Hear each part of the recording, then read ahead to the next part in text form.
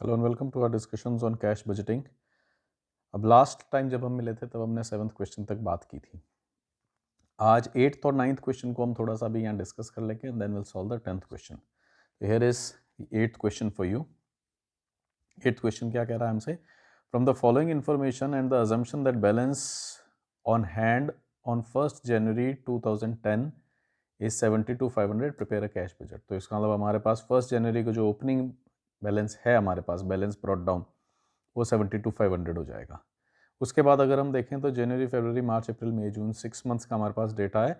वो डेटा भी बहुत क्लियरली सेल्स, मटेरियल मतलब परचेजेस हो गया, wages, selling and distribution, production and admin, ये अलग अलग हमारी कॉस्ट्स आ गई, सब कुछ क्लियरली मेंशन्ड है। हाँ, अब हमारे को जो कैश बजट बनाना है वो इस डिटेल में बनाना है, इन चीज़ों को ध्यान में रखते हुए। फर्स्ट पॉइंट क्या कह रहा है? Assume that 50% are cash sales. इसका मतलब जनवरी का अगर हम बना रहे हैं तो 72,000 का हमारा सेल्स हुई है, 50% आर कैश सेल्स। इसका मतलब 36,000 की जो सेल्स है हमारी वो कैश हो जाएंगी। ध्यान से देखें, हम जनवरी का 72,000 की जो सेल्स दिख रही हैं उसमें से 36,000 विल बी इन कैश। फिर assets are to be acquired in month of February and April, therefore provision should be made for payment of 8,000 and 25,000 for the same। इसका मतलब अप्रैल, फरवरी और अप्रैल के अंदर हमारे को पेमेंट्स में ध्यान रखना है, 8,000 एंड 20,000 के दो पेमेंट्स और करने हैं असेट्स के लिए। तो पेमेंट्स कौन कौन से हो रहे हैं? एक तो मटेरियल के हो जाएंगे जो परचेजेस के नाम से आ जाएंगे, वेजेस के हो जाएंगे, then selling and distribution costs है, production costs and admin costs हैं। तो ये सारे पेमेंट्स हो जाएंगे। अलॉन्ग विद दीज एक पेमेंट और आ रहा है एसेट्स का, जो फरवरी एंड अप्रैल में होगा, 8,000 एंड 25,000 का। Third point says an application has to be made to bank for grant of a loan of 30,000 and it is hoped that it will be received in month of May। अब sales से receipts होंगी, वो receipts एक तो होंगी हमारे पास 50% in shape of cash, मतलब 72,000 में से 36,000 तो कैश आ गई। उसके अलावा जो 36,000 है उसका अभी देख लेते हैं क्रेडिट का क्या है, वो आगे आ जाएगा।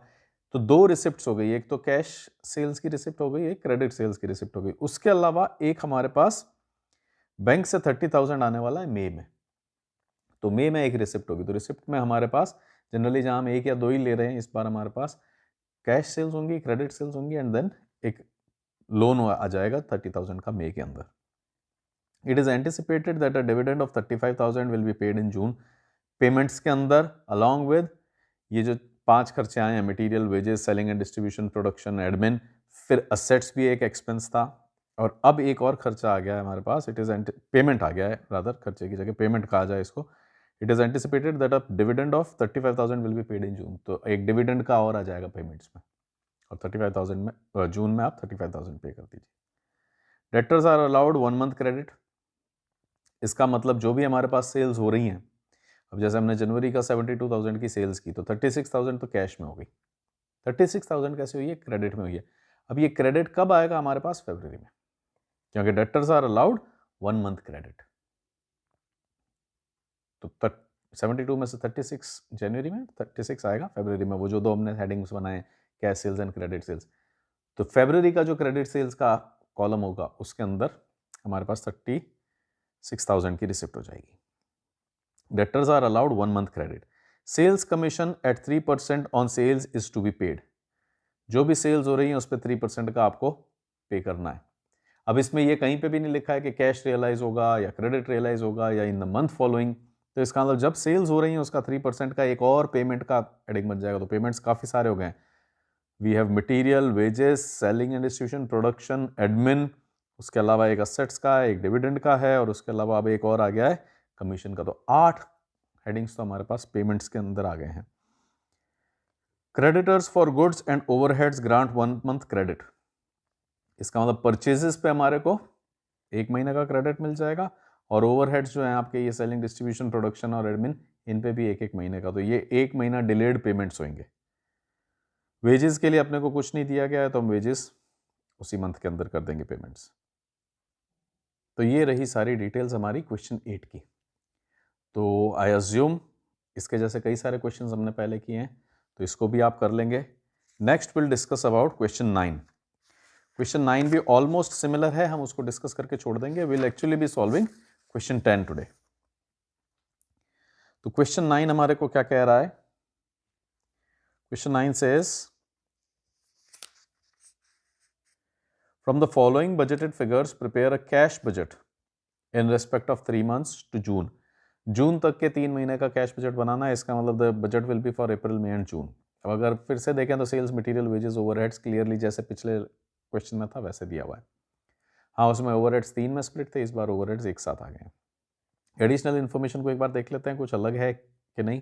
Other information, expected balance on 1 April is 20,000। अब हम अप्रैल, मई, जून का बना रहे हैं तो बैलेंस ब्रॉट डाउन 20,000 आ गया हमारे पास। Material and overheads are to be paid during the month following the month of supply. Material भी और ओवरहेड भी, इसका मतलब जो परचेजेस हैं, मटेरियल्स आ रहे हैं, जैसे कि मार्च में आपने 50,000 का मटेरियल लिया, उसका पेमेंट कब होता है? Month following the month of supply. तो मार्च में जो सप्लाईज आई हैं मटेरियल की 50,000 का, उसका पेमेंट आप कब करोगे? अप्रैल में। अप्रैल में जो 56,000 की सप्लाईज आई हैं उसका पेमेंट कब होगा? मई में। ये तो मटेरियल हुआ। और इसी तरह से ओवरहेड्स जो आ रहे हैं हमारे पास, मार्च के ओवरहेड है 6800, दिल बी पेड इन अप्रैल। अप्रैल के ओवरहेड है 7200, दिल बी पेड इन मई।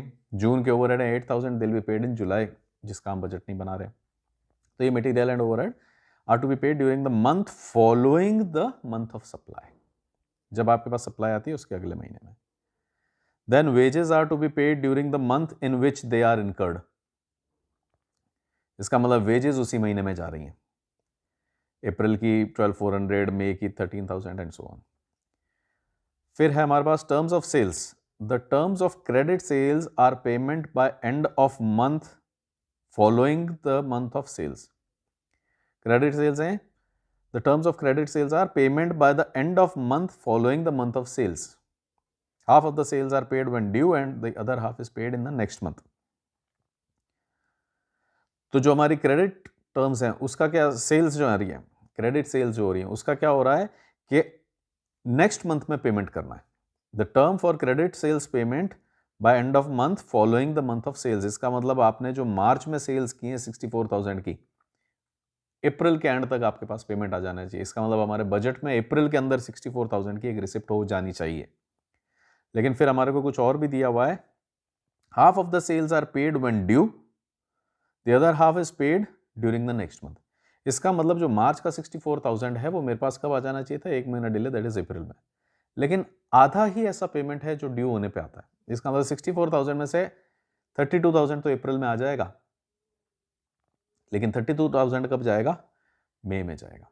तो 32,000 तो जब ड्यू होता है तब आ जाता है। Half of the sales are paid when due, the other half is paid during the next month. अप्रैल का 80,000 है तो क्रेडिट है, तो हमने उसको कहा है कि अगले महीने के एंड तक दे देना, मतलब मई के एंड में। इसका मतलब 80 में से 40 तो मई में आ जाएगा, बचा हुआ 40 कब आएगा? जून में। हम नहीं कह रहे हैं कि 2 महीने की क्रेडिट टर्म्स हैं, बट ऐसा देखा गया है कि हमने तो 1 महीने की क्रेडिट टर्म दी है लेकिन वो 2 महीने में चुकाते हैं। तो ये हो गया हमारा terms of sales, half of the other half paid during the next month. 5% sales commission is to be paid within the month following actual sales.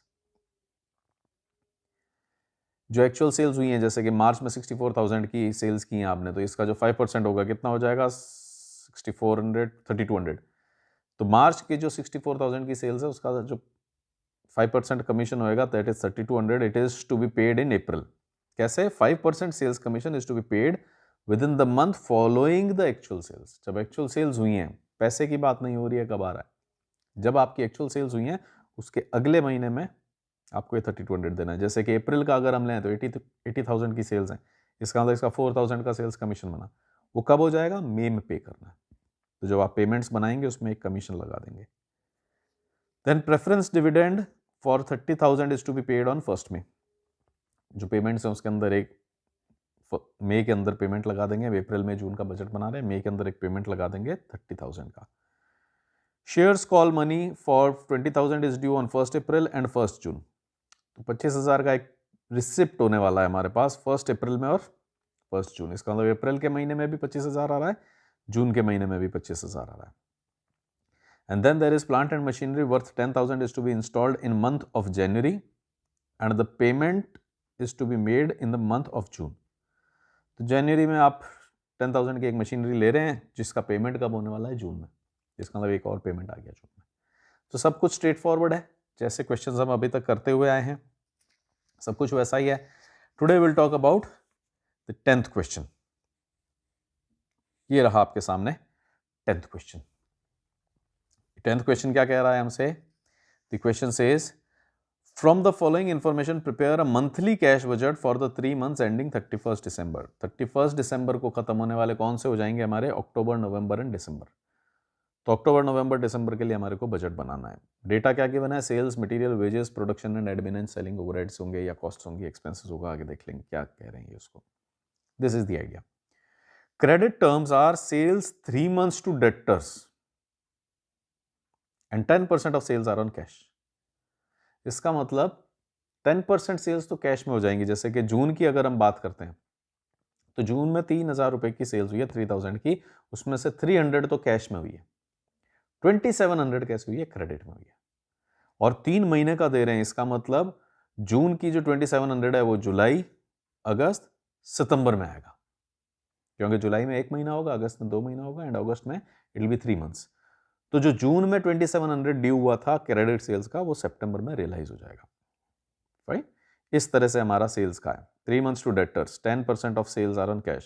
On an average, 50% credit sales are paid on the due dates, while the other 50% are paid in following month. इसका मतलब जो 2,700 है, इसका भी 1,350 तो आपके पास सितंबर में आ जाएगा, लेकिन 1,350 कहाँ जाएगा? अक्टूबर में. तो इसका मतलब जो रिसिप्ट्स है हमारे पास 3 तरह की हो गई. किस तरह की हो गई? एक तो कैश सेल्स की हो गई. क्रेडिट के अंदर हम क्या कर देंगे? T-3 और T-4, क्योंकि 3 महीने पहले रूटीन में तो 3 महीने पहले वाला आ जाना चाहिए एज पेमेंट, लेकिन वो आधा ही आ पाता है. कुछ कहाँ आता है, एक और महीना लेट आता है, तो वो T-4 वाला भी आधा पेमेंट आ रहा होगा मेरे पास.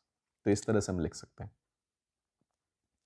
और नहीं तो आप ये कर सकते हैं credit sales and credit sales overdue. एक तो रूटीन क्रेडिट सेल्स का जो पेमेंट आ रहा है, और एक जो ओवर ड्यू है कि भाई आपने ड्यू होने पे भी पेमेंट नहीं किया था. वो अपन जब टेबल बनाएंगे तो कुछ भी अपन नाम दे सकते हैं. On an average, 50% of the credit sales are paid on due dates, while the other 50% are paid in the following month. Creditors for material 2 months. इसका मतलब जो हम खरीद रहे हैं उसके अंदर 2 महीने का लैग रहेगा. तो हमारे को जो बनाना है कैश बजट वो अक्टूबर से बनाना है. इसका मतलब अगस्त का जो आपका परचेजेस है 2,400 का, उसका पेमेंट कब होएगा? अक्टूबर में. क्या अगस्त में 2,400 का सामान लाए थे, अक्टूबर में पेमेंट हो गया. सितंबर में 2,250 का मटेरियल आया था, अक्टूबर में नहीं, नवंबर में उसका पेमेंट हो जाएगा. ये तो हुआ हमारा क्रेडिटर्स का. लैग इन पेमेंट वेजेस में क्वार्टर मंथ का एंड ओवरहेड्स में हाफ अ मंथ का. तो वेजेस में क्वार्टर मंथ का लैग है. इसका मतलब अक्टूबर के अंदर जो हम वेजेस देंगे 800 रुपए की जो बन रही हैं, उसमें से 600 रुपया तो अभी दे देंगे, लेकिन इसका 200 रुपया कब देंगे? अगले महीने. क्वार्टर मंथ का लैग है, तो वो जो क्वार्टर मंथ का लैग है वो फिर क्वार्टर मंथ की जो वेजेस हैं वो अगले महीने चली जाती है. जैसे कि फर्स्ट वीक की सेकंड वीक में आएंगी, सेकंड वीक की थर्ड वीक में आएंगी, थर्ड वीक की फोर्थ वीक में आएंगी. तो 3 वेजेस तो हमारी अक्टूबर के जो फर्स्ट सेकंड थर्ड वीक की हैं वो सेकंड थर्ड फोर्थ वीक में रियलाइज हो गई. लेकिन जो फोर्थ वीक ऑफ अक्टूबर की वेज है वो कब जाके हम पे कर रहे हैं? नवंबर में. तो क्वार्टर का लैग रहेगा, वो अपन देख लेंगे. इसी तरह से ओवरहेड्स में हाफ मंथ का लैग हमने पहले भी लिया. वेजेस में था हमारा 1 से 15th की वेज होती थी, 16 से 30th की, तो वैसा ही रहेगा. जैसे कि सितंबर का 175 है, या लेट्स से अक्टूबर का 200 है, तो अक्टूबर के 200 में से आधा तो अभी अक्टूबर में जाएगा 100, और 100 जाएगा नवंबर में. और अक्टूबर में 175 जो हमारा सितंबर का था, उसमें से 175 में से आधा तो सितंबर में चला गया था, बचा हुआ 87.5 जो हमारा रह गया है वो अभी जाएगा. तो सितंबर का 87.5 तो सितंबर में दे दिया, 87.5 हम अक्टूबर में देंगे. तो ये हमारे ओवरहेड्स हो गए. Cash and bank balance on 1 October is expected to be 1,500. Opening balance मिल गया हमारे को, balance brought down. Other information are plant and machinery to be installed in August at a cost of 24,000. It will be paid for by monthly installments of 500 each from 1 October. इसका मतलब 500 500 500 अक्टूबर, November, दिसंबर में एक instalment देनी है, हर महीने 500. Preference share dividend at ₹5 on ₹50,000 at 5% on 50,000 is to be paid on 1st December. तो एक हमारे को डिविडेंड पे करना है 5% का on 50,000. तो 50,000 का 5% निकाल करके हम दिसंबर में उसका पेमेंट कर देंगे. Calls on 250 equity shares at 2 per share expected on November. तो 500 रुपए का रिसिप्ट भी ले लेंगे हम एक. Dividends from investment amounting to 250 are expected on 31st. ये डिविडेंड्स इन्वेस्टमेंट्स पे आ रहे हैं तो ये अभी रिसिप्ट्स आएंगी, 250 का आ जाएगा हमारे पास 31 दिसंबर तक। Income tax in advance to be paid on in December on of 500। तो काफ़ी सारे रिसिप्ट्स और काफ़ी सारे पेमेंट्स हमारे पास हो गए हैं। तो हमेशा की तरह आपसे सजेस्टेड रहेगा, अब तो हम काफ़ी आगे आ गए हैं, ये 10th क्वेश्चन हम कर रहे हैं। तो आप इसकी टेबल बनाइए, मैं इसकी टेबल यहाँ बनाता हूँ, उस टेबल के अंदर हेडिंग्स डालिए कि कौन कौन से रिसिप्ट्स रहने वाले हैं, कौन कौन से पेमेंट्स रहने वाले हैं, and then will continue. So here is our table. अब इस टेबल को हम क्या कह देंगे, कैश बजट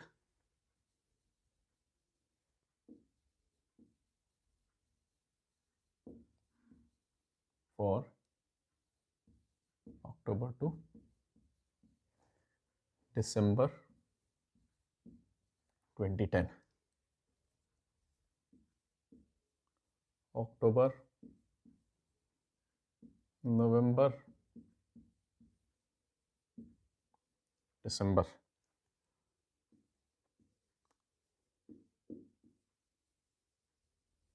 पर्टिकुलर्स में हमारा सबसे पहले तो हो जाता है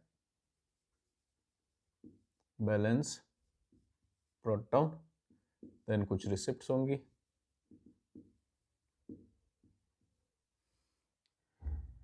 क्या क्या हो जाएंगे रिसिप्ट्स में हमारे पास, सेल्स का हमने देखा था कि एक तो कैश सेल्स हो जाती हैं, उसके बाद 50% तो जो ड्यू टाइम है उस पर दे देते हैं 3 महीने बाद, और उसके अलावा काफ़ी डिलेड भी आता है। तो हम यहाँ पे कह सकते हैं कैश सेल्स जो कि 10% होती है। फिर हम लिख सकते हैं क्रेडिट सेल्स जो कि थोड़ा सा डिले के साथ आता है, कि वो हमारी टर्म्स ही इस तरह की क्या है, T-3। T-3 क्यों कह रहे हैं, क्योंकि हमने टाइम ही ऐसा ही दिया है कि भाई 3 मंथ्स हैंस आप पेमेंट कर सकते हैं। On an average 50% credit sales are paid on the due dates, इसका मतलब टाइम से आ जाती है, लेकिन 50% are paid in the following month. तो 3 महीने से भी आगे चली जाती है तो वो 4th मंथ में चली गई। तो हम यहां लिख सकते हैं क्रेडिट सेल्स T-4, कि जो आज अक्टूबर से 4 महीने पहले वाले की। तो कुछ तो ये रिसिप्ट्स हो गई, ठीक है। सेल्स का ऐसा ऐसा हो गया, ऑन एन एवरेज 50। क्रेडिटर्स को 2 मंथ्स बाद हम देते हैं, तो वो तो जब अपन पेमेंट्स पे पहुंचेंगे तब देख लेंगे। लैग इन पेमेंट, ये पेमेंट्स हैं दोनों, wages and overheads. Cash and bank balance on 1 October is expected to be 1500, इसको यहां लिख ही देते हैं, बैलेंस ब्रॉट डाउन 1500 रहेगा हमारा। तो 3rd point is done. 4th point क्या कह रहा है, other information, plant and machinery to be installed in August 24,000, it will be paid monthly 500 each. Preference share dividend 5% on 50,000 is to be paid.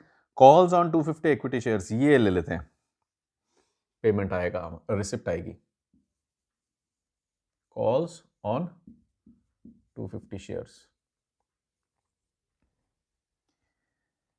कितना आएगा, calls on 250 shares 2 पर share on 1 नवंबर। तो नवंबर में हमारे पास 500 आ जाएंगे कॉल्स ऑन 250 इक्विटी शेयर्स, नवंबर में आएंगे 500 rupees. एक रिसिप्ट ये हो गई।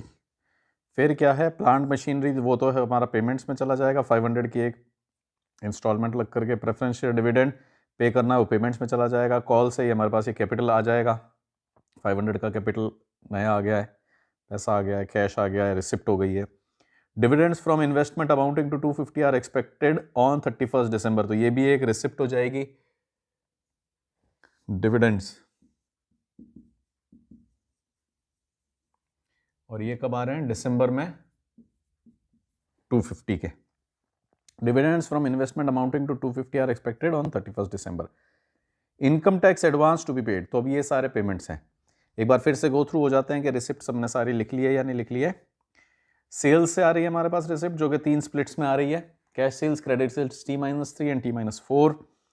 उसके अलावा फर्स्ट ए की ये बात हो गई। फर्स्ट बी तो हमारा पेमेंट के लिए है, सेकंड पेमेंट के लिए है। कैश एंड बैलेंस वो हम लिख चुके हैं, थर्ड। अदर इंफॉर्मेशन में ए जो है वो पेमेंट के लिए है, बी पेमेंट के लिए है, सी से कुछ रिसिप्ट हो रही है कैपिटल की शेप में, 250 इक्विटी शेयर्स जो हम दे रहे हैं उस पर, और D is dividend from investment, वो भी हमने लिख लिया है, डिविडेंड्स आ रहे हैं हमारे पास। E is advance income tax. तो अब कुछ ऐसे हैं जो पेमेंट्स हैं, तो अब पेमेंट्स में चलते हैं। यहां से हमारे पास क्या सिचुएशन आ जाएगी, कैश अवेलेबल।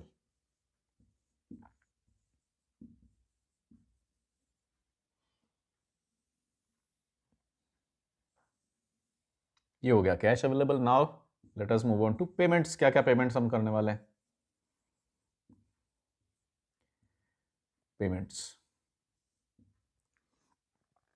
पेमेंट्स में क्या है, अगर हम देखें तो फर्स्ट ए को छोड़ सकते हैं हम, first B creditors for material. जो आपने अगर टेबल को देखें तो सेल्स की तो सारी डिटेल्स आ चुकी हैं, पैसा जैसे आएगा। मटेरियल का जो पेमेंट है वो क्रेडिटर्स फॉर मटेरियल 2 मंथ्स, तो इसका मतलब ये वाला किस नाम से आ जाएगा हमारे यहाँ पे, परचेजेस के नाम से।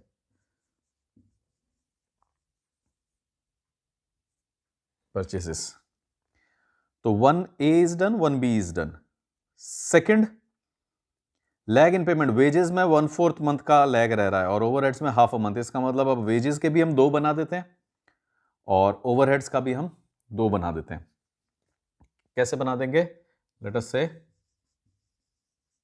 वेजेस 3/4 अमाउंट जो हम अभी पे कर रहे हैं और 1/4 अमाउंट जो हम लैग के साथ, क्योंकि लैग चल रहा है ना तो नेक्स्ट मंथ पे करते हैं, तो वेजेस के हमने इस बार 2 बना दिए हैं। और इसी तरह से ओवरहेड्स में हाफ अ मंथ का लैग है तो ओवरहेड्स भी 2 हो जाएंगे। ओवरहेड्स अब हाफ अ मंथ का है, इसलिए अभी वाला हाफ मंथ और ये पुराना वाला हाफ मंथ। तो सेकंड के दोनों एंट्रीज हो गई। कैश एंड बैंक आप लगा चुके हो। Third, fourth, other information. Plant and machinery to be installed in August at a cost of ₹24,000। It will be paid for by monthly installments of 500 each from October. अक्टूबर से 500 की यहां से जाएगी, एक इंस्टॉलमेंट लगा देते हैं हम असेट्स के लिए। एक इंस्टॉलमेंट जाएगी 500 रुपीज की हर महीने, अक्टूबर से शुरू होके। अब ये क्योंकि बहुत क्लियर है, क्लीन है, तो हम लिख सकते हैं, अदरवाइज तो सब में कैलकुलेशंस हैं तो उनको हम अभी थोड़ी देर में देख लेंगे। This was fourth A. Fourth B क्या है, प्रेफरेंस शेयर डिविडेंड पे करना है दिसंबर में, तो ये डिविडेंड का एक पेमेंट होगा। और कितना पेमेंट हो रहा है? 50,000 का 5%। 50,000 का 5% वुड बी 2,500। और कब जा रहा है ये? 1 दिसंबर 2,500। This is your fourth B. Fourth C है, एंट्री कर चुके हैं हम रिसिप्ट्स में। फोर्थ डी, डिविडेंड मिल रहा है, कर चुके हैं। Fourth E is income tax advance 500 का दिसंबर में। ये क्या हो जाएगा हमारा? Income tax. ब्रैकेट में लिख देते हैं एडवांस। अब यहां पे हमारे पास क्या आ गया?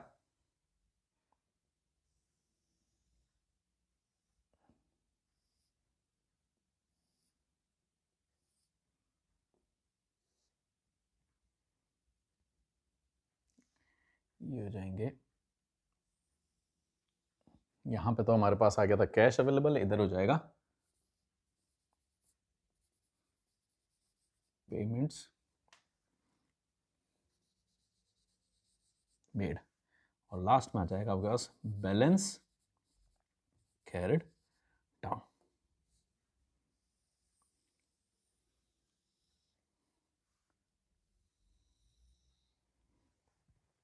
ये रहने वाला है हमारी टेबल का फॉर्मेट।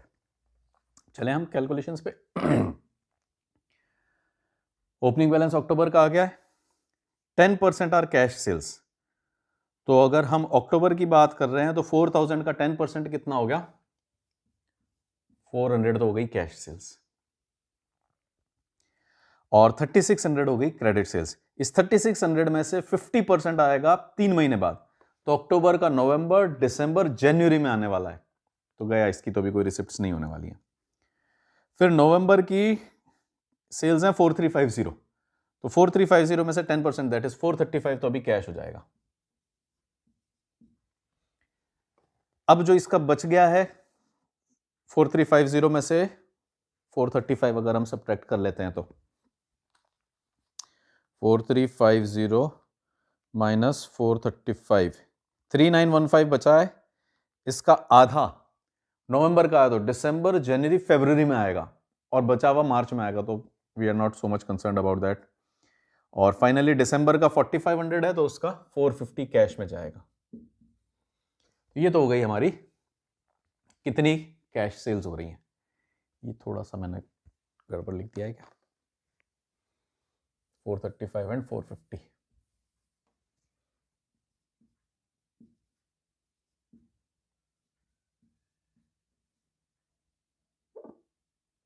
एंड 450।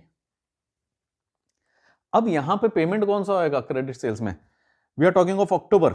इसका मतलब जून में जो आपने बेचा था उसका जो क्रेडिट ड्यू होगा वो कब होगा, जुलाई, अगस्त, सितंबर। जुलाई में जो आपने बेचा था उसका क्रेडिट कब ड्यू होगा, जुलाई का, अगस्त, सितंबर, अक्टूबर। इसका मतलब जुलाई में जो आपने 3250 का सामान बेचा है, 3250 में से 10% तो कैश गया था, तो 3250 10% तो कैश चला गया, बचा हुआ जो बना 2925 वो हुआ हमारा क्रेडिट सेल्स। इस क्रेडिट में से 50% तो हमारे पास कब आएगा, जुलाई का है ना, तो अगस्त, सितंबर, अक्टूबर में आ जाएगा। कितना है 2925 डिवाइडेड बाय 2, तो 1462.5।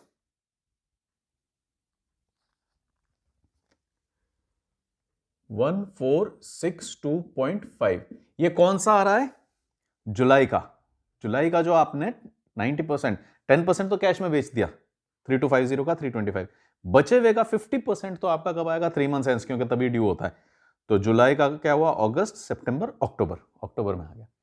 लेकिन 50% ही आ पाता है, 50% थोड़ा डिले हो जाता है, तो डिले होके कब आएगा, 1462.5।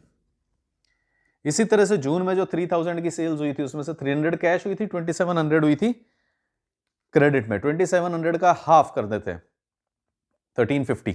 1350 कब आएगा, जून का, जुलाई, अगस्त, सितंबर में। 1350 तो सितंबर में आ गया और 1350 आया अक्टूबर में, वो और डिलेड था तो 1350। ये कितना हो गया, 7 1462.5 प्लस 1350। अच्छा, फिर अब अगर हम अगस्त में चलते हैं 3500, तो 3500 में से 10% 350 का तो आपने कैश कर दिया, जो बच गया 3150, कुछ गड़बड़ कर दिया, 3150, अच्छा डिवाइड बाय 2 करना था, 1575। तो अब अगस्त में जो 3150 की क्रेडिट सेल्स हुई हैं 3 महीने बाद, अगस्त का क्या होगा, सितंबर, अक्टूबर, नवंबर। नवंबर में 1575 आ जाएगा, नवंबर में 1575 आ जाएगा जब ड्यू हुआ है T-3। और बचा हुआ कब आएगा, थोड़ा और ज्यादा डिले हो जाता है। इसी तरह से हम सितंबर की अगर बात करते हैं 3750, तो 3750 में से 10% तो कैश हो गया होगा सितंबर में, जो बच गया 3375 उसका आधा तो हमारे पास कब आएगा, सितंबर की है तो अक्टूबर, नवंबर, दिसंबर, उसका आधा तो दिसंबर में रिसिप्ट हो जाएगा, विच इज 1687.5। दिसंबर में यहां पे T-3 में क्यों हो रहा है, क्योंकि वो 3 महीने पहले का ही है जो अब ड्यू हुआ है, और बचा हुआ 16875 कब आता अगर हम जनवरी बना रहे होते। तो we have all are sales, जो भी ये सेल्स हुई हैं उन सब से हमारे पास पेमेंट आ गया है। और फिर अब हमारे पास हमने कॉल का भी लिख रखा है, डिविडेंड्स का भी लिख रखा है। पेमेंट्स में चलते हैं। परचेजेस के लिए हमारे पास क्या था, क्रेडिटर्स फॉर मटेरियल 2 मंथ्स, सीधा सीधा 2 महीने का होता है। इसका मतलब अक्टूबर में पेमेंट कौन सा आएगा, अगस्त वालों का। अगस्त वाला अगर सितंबर में होता तो 1 मंथ क्रेडिट होता, अक्टूबर में हो रहा है तो 2 मंथ क्रेडिट है। तो जो मटेरियल है 2400 का परचेजेस, ये एक्चुअली तो अगस्त की परचेजेस हैं जो हम पे कर रहे हैं अक्टूबर में। फिर 2250 की सितंबर की थी तो 2 महीना डिले होगा, तो अक्टूबर, नवंबर, 2250,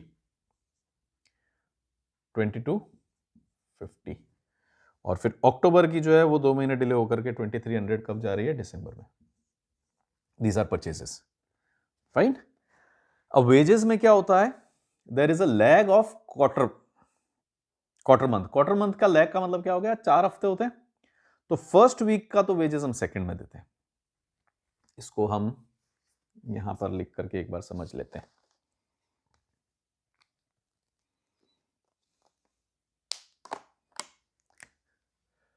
अक्टूबर का first week, second week, third week, fourth week, फिर नवंबर का first week, second week, third week, fourth week, इसी तरह से सितंबर का first, second, third and fourth week. अब सितंबर के फर्स्ट वीक की वेजेस आती है यहां पे, ये आती है यहां पे, ये आती है यहां पे, तो सितंबर के ही वेजेस जो है वो 3 वीक्स की तो सितंबर में ही पे हो गई है, लेकिन सितंबर का जो लास्ट वीक है उसकी वेज कहां चली गई, अक्टूबर में। तो अक्टूबर के फर्स्ट वीक में जो वेज देंगे वो कौन सी होगी, सितंबर की ड्यू, क्वार्टर मंथ का डिले हो गया। और इसी तरह से अब क्या होगा, 1 will come in 2, 2 will come in 3, 3 will come in 4, और ये 4 फिर कहां चला जाएगा, यहां। इसका मतलब अक्टूबर के फोर्थ वीक की कहां चली गई, नवंबर में। तो 3 वीक्स की तो पेमेंट हो जाती है, तो इसका मतलब कंप्लीट वेज में से 3/4 का तो पेमेंट सेम मंथ में ही हो जाता है, लेकिन 1/4 का पेमेंट डिले हो जाता है। तो अभी हम यहां देखें, क्वार्टर वेजेस को हमने वैसे ही 2 में बांट दिया, 3/4 तो सेम मंथ की होती है, 1/4 डिलेड होती है।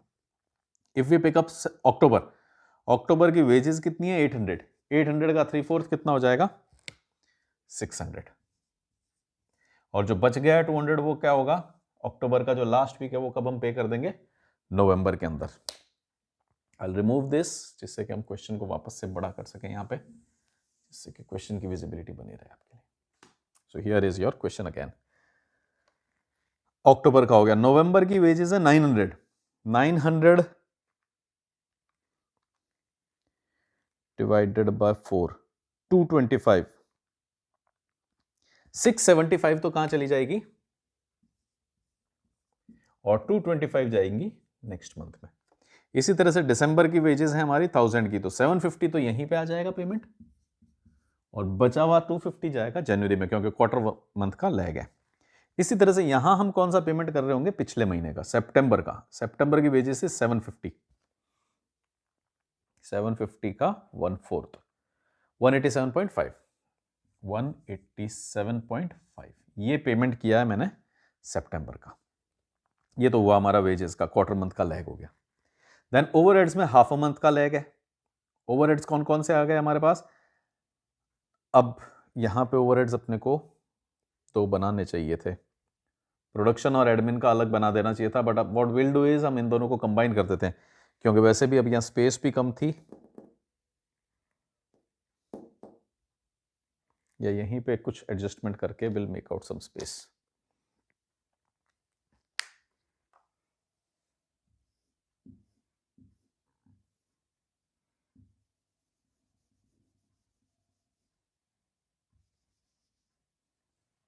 कौन कौन से ओवरहेड्स हैं, प्रोडक्शन, एडमिन एंड सेलिंग।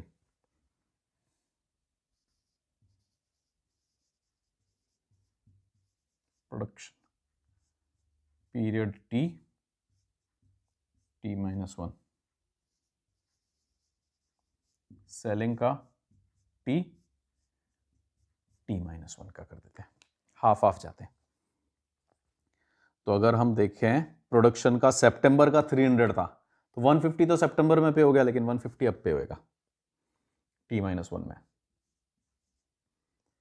अक्टूबर की अगर हम प्रोडक्शन की बात करें तो 300 है, 300 में से 150 तो टी में ही पे हो जाएगा, और 150 जो डिलेड है वो नेक्स्ट में पे हो जाएगा। थोड़ा ज्यादा बड़ा लिख दिया।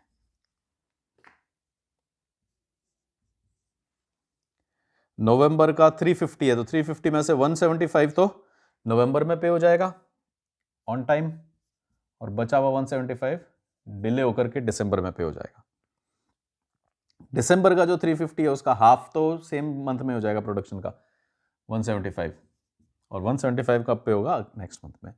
एडमिन सेलिंग की बात करें तो 175 था सितंबर का, 175 इसका हाफ तो पिछले महीने पे हो गया, लेकिन हाफ कब पे हुआ, 87.5 नेक्स्ट मंथ, दैट इज अक्टूबर में। सितंबर का आई है, अक्टूबर का 200 है, तो अक्टूबर के 200 में से 100 का तो सेम मंथ में पे हो जाएगा, 100 का डिले के साथ हो जाएगा। नवंबर का भी 200 है, तो 100 का तो सेम मंथ में हो जाएगा, 100 का डिले के साथ पे हो जाएगा। दिसंबर का 225 है, तो 112.5 तो सेम पे हो जाएगा और 112.5 डिले के साथ पे होगा। तो ये हो गए हमारे प्रोडक्शन के और सेलिंग के ओवरहेड्स। तो we are through with it. Lag in payment wages में 1/4 हो गया, ओवरहेड्स में हाफ अ मंथ हो गया। इंस्टॉलमेंट्स हम लिख चुके हैं, डिविडेंड्स हम लिख चुके हैं, इनकम टैक्स लिख चुके हैं। तो now we can go ahead and make these totals. अब अगर हम इन टोटल्स को करते हैं तो हमारे पास क्या आ रहा है, we have 1900 plus 1462.5 plus 1350 making it 4712.5 4712.5। ठीक है, और फिर हमारे पास है 3000 प्लस 187.5 प्लस 300 100 400 400 987.5 4175 ये डिफरेंस आ जाएगा 537.5 537.5। ये 537.5 क्या हो जाएगा, हमारा नेक्स्ट पीरियड का ओपनिंग बैलेंस बन जाएगा। और फिर वापस से हम एडिशन शुरू कर देते हैं। Plus 435 plus 15